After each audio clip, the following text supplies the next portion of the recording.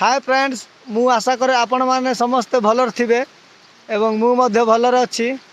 तो आज मु बिल काम बोली आसी देखिपे बिल मो पछपटे अच्छी। तो काम सरी सारी तो वर्तमान मु घर को जावाई भावुली हेले यही पाखे गोटे पिकनिक स्पॉट अच्छी बोली मु शुणी। तो आम गाँ पाखे मु आज जाए ना से स्थान को। तो आज मुझे स्थान टी बुलीजी बोली भावुची। तो फ्री टाइम भी अच्छी काम भी सरला जार फल मुझे से स्थान टी बुलीजी। तो मु बुलवा संगे संगे आपण मानक टिके से पिकनिक स्पॉट रो दृश्य टी देखी। तो जीवी वर्तमान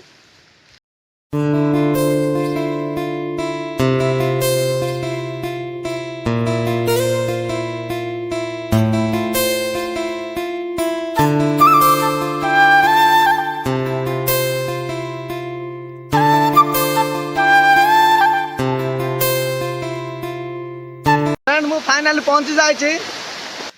देखंतु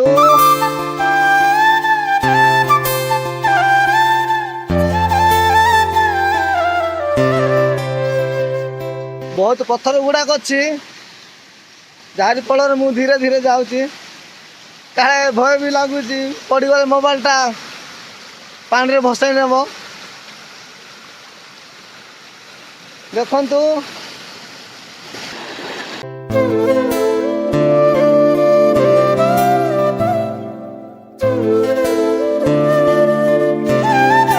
एपट साइड सुविधा अच्छी एपट जाकि देखा ऊपर को जावा। देखु यही जगार मु पार कली यही पत्थर को आसी इे मुझे चलतु ए मुझे सब दृश्य आपण मानक देखी। यही पत्थर बुलवा केते मजा देखु।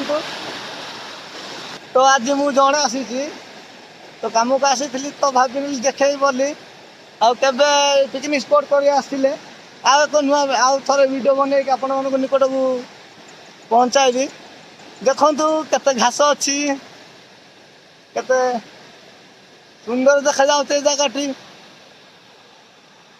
देखु एते ऊपर देखो तले नदी अच्छी बंदटे देखि पारे केते ऊपर यही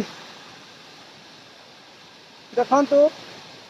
तो मुझे जावाई चाहूँगी हेले पानी अच्छी तो खसुची मत भय भी लगुच जाए हेनी बोधे।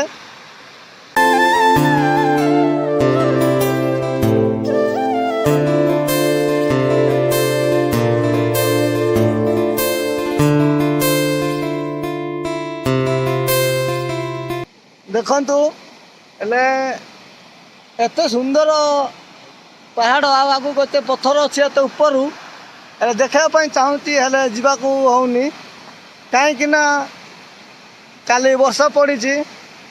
तो पत्थर जाक पानी रे ओदा खसुची देखु देखु। तो मु जाई पारुनी तो मु भावुची तलटू सबू यही एरिया को मु कवर कर देखेबी। तो मुझे यार जा पार्ली ना हेले वर्तमान मु तल को जीवी तल पटू आपण मानक देखेबी। तो तल को जाऊँगी मु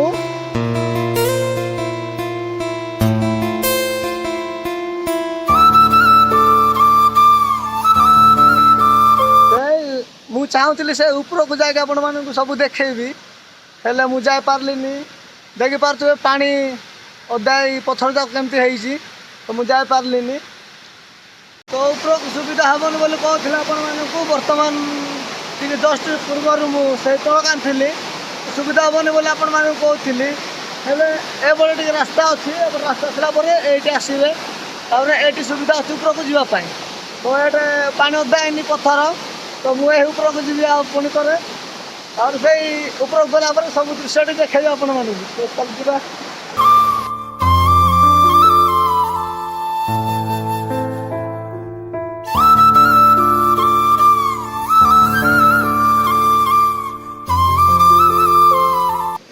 थकी गली मु तो एत घाटी ऊपर को हो पत्थर ତ ଧୀର ସ୍ଥିର ନ ଗଲେ ଜୀବନ ବି ଯାଇପାରେ, ତାର କେୟାରଫୁଲି ଯିବାକୁ ପଡ଼ୁଛି। ତ ଚାଲନ୍ତୁ।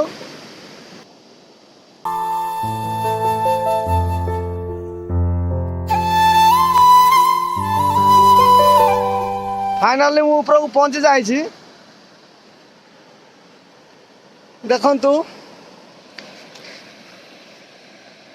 ବର୍ତ୍ତମାନ ମୁଁ ଏଇ ପଥର ଉପରେ ଟପ୍ରେ ଅଛି। ମୁଁ କେତେ ଉପରକୁ ଆସିଅଛି ମୁଁ ଦେଖନ୍ତୁ।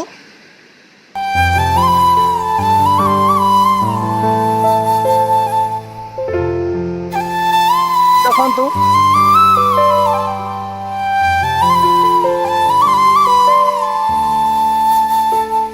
ତ କେତେ ସୁନ୍ଦର ଏ ଜାଗା। ଖାଲି ଶୁଣୁଥିଲି ମୁଁ ଆମ ଗାଁ ପାଖରେ ଏଇଭଳିଆ ଏକ ସ୍ଥାନ ଅଛି ବୋଲି ଖାଲି ଶୁଣୁଥିଲି। ତ ଆଜି କାମ ଆସିଥିଲି ତ ଆପଣମାନଙ୍କୁ ସେୟାର କରିବା ପାଇଁ ବୋଲି ଏଇ ଜାଗାକୁ ମୁଁ ଆସିଛି। ଆଜି ଫାର୍ଷ୍ଟ ଟାଇମ୍, ମୁଁ ବି ଏଇ ଜାଗାକୁ ଫାର୍ଷ୍ଟ ଟାଇମ୍ ଆସିଅଛି। ତ ଦେଖନ୍ତୁ ଏହି ଜାଗାକୁ ଆପଣମାନେ ମଧ୍ୟ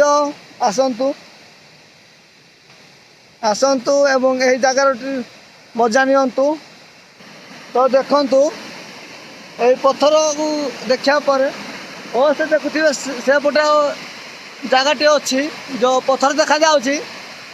ସେଠି ସେ ପଥର ଉପରେ ଜଷ୍ଟ ଜାଗା ଅଛି, ସେଠି ଆପଣମାନେ ଖିଆପିଆ ପାଇଁ ପିକନିକ୍ କରିପାରିବେ ଏବଂ ରୋଷେଇବାସ କରିକି ଖାଇବି ମଧ୍ୟ ପାରିବେ। ତ ମୁଁ ସେପଟୁ ଯାଉନାହିଁ, ଆସିଲେ ଏପଟେ ରାସ୍ତା ଅଛି, ରାସ୍ତା ଦେଇକି ସେପଟେ ଯିବେ ଏବଂ ସେପଟେ ଖାଇବେ, ରୋଷେଇବାସ କରି ଖାଇବେ ଏବଂ ବୁଲିବେ, ଖୁବ୍ ଏନ୍ଜୟ କରିକି ଯିବେ ଏହି ସ୍ଥାନଟିରୁ। ଫାଇନାଲି ମୁଁ ଆପଣମାନଙ୍କୁ ଚାରିଆଡ଼େ ବୁଲେଇ ସାରିଛି, ଦେଖେଇ ସାରିଛି। ତ ମୁଁ ବର୍ତ୍ତମାନ ଘରକୁ ରିଟର୍ଣ୍ଣ କରିବି, ମୋତେ ବହୁତ ଭୋକ ବି ଲାଗିଲାଣି। ତ ମୁଁ ଘରକୁ ଯିବି। ଯଦି ଆପଣମାନଙ୍କୁ ଏ ଜାଗାଟି ଭଲ ଲାଗିଥାଏ ତେବେ ଆସନ୍ତୁ, ଦେଖନ୍ତୁ ଏଇ ୱାଟରଫଲର ବା ପିକନିକ୍ ସ୍ଥାନରେ ଟିକେ ଏନ୍ଜୟ ନିଅନ୍ତୁ, ଆସନ୍ତୁ, ବୁଲନ୍ତୁ ଏବଂ ନିଜ ମନକୁ ଖୁସି କରାନ୍ତୁ। ବର୍ତ୍ତମାନ ମୁଁ ଘରକୁ ଯିବି।